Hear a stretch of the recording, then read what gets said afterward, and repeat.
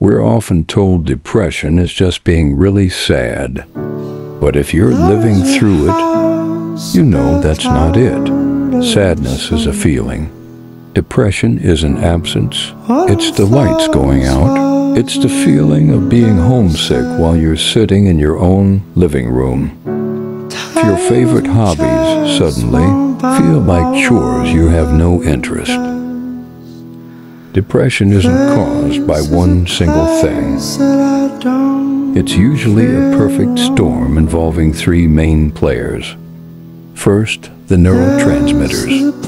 Think of these as the brain's internal mail carriers. In a depressed brain, the mail isn't getting delivered.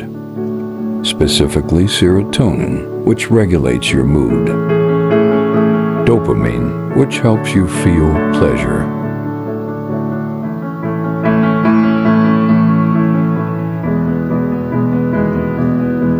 And I